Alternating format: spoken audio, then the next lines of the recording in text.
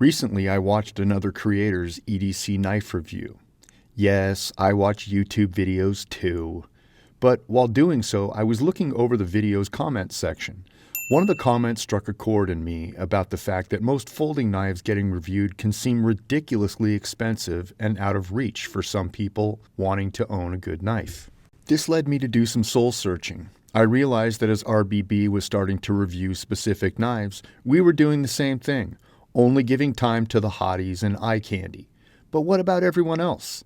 The ones who can't drop $200 to $300 on a pocket knife. So it was off to the local feed store, a place not exactly known to sell premium blades. But you know what? They sell a lot of knives there to people who work with their hands for a living. Now, some may be wondering whether I've done a 180 turn on my appreciation of quality gear. To that I say, not at all, dear viewer. I respect and enjoy seeing the craftsmanship in well-made products. In reality, it's a known fact that what starts out in high-end models eventually trickles down into most affordable knives.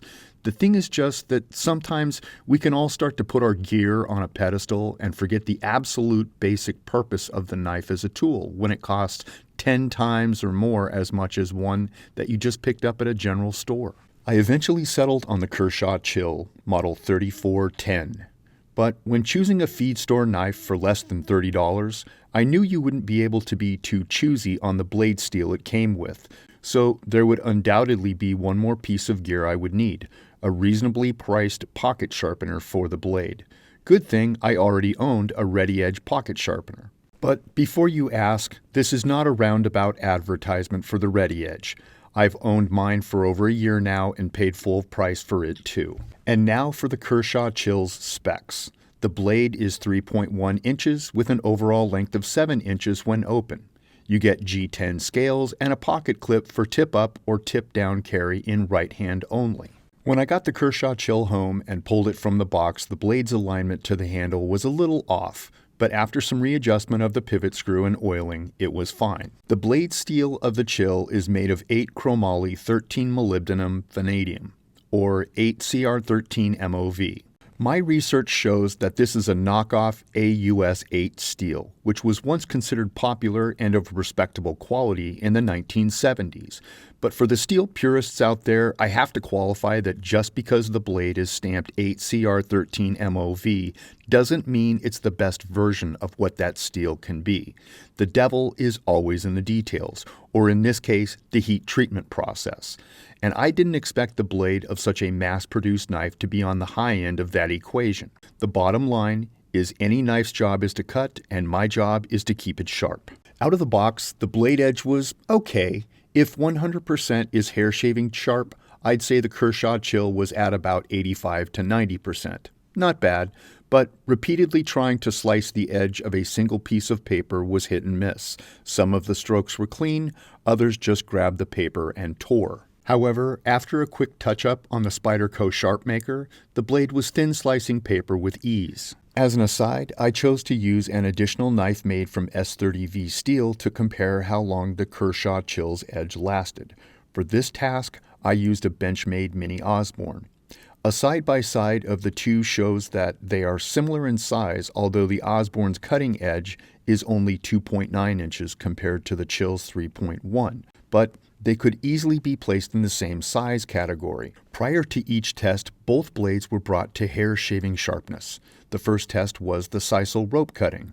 My standard was to continue cutting until the blade started tearing the rope instead of cutting. As a visual reference, this is what a clean cut looks like, and here is a tearing cut. The Kershaw Chill started strong, but the 8CR13 MOV blade dulled pretty quickly. After a touch-up on the Ready Edge sharpener, like I would have with me in the field, I was able to get a few more cuts, but then it was back to tearing. The Benchmade's Mini Osborne S30V blade also started strong, and then it kept going. In fact, without any blade touch-up from a sharpener, the S30V steel cut through over 3 times as much as the Chill's blade did overall. I then took a few minutes and brought both blades back to hair shaving sharpness. Next up was the cardboard cylinder cut. My standard was to go with each blade until the cardboard started to rip instead of cut. However, if it ripped because of something I did, I would continue. This in fact happened once with each knife. So, the Chill had a great start, and I was beginning to expect a comeback from the last test. However, by the end of the first cylinder, the Kershaw Chill was ripping the cardboard more than cutting. The Mini Osborne's blade was great. It cut through the cardboard tubes until I ran out of them, although there was a noticeable difference in the edge sharpness from start to finish. In the end, I came away with a new respect for both knives. The Kershaw Chill's blade was incredibly easy to resharpen, but the reality is that the hair shaving edge didn't last very long. While the Mini Osborne's S30V took a few more passes to resharpen, its edge remained longer and dulled much more slowly in comparison. Ultimately, whether a knife with a premium blade is worth 5 or 10 times as much as my new $27 Kershaw Chill is up for you to decide. Thanks for watching, and comments are welcome down below. We'll catch you right back here next time on ranges, backstops, and berms.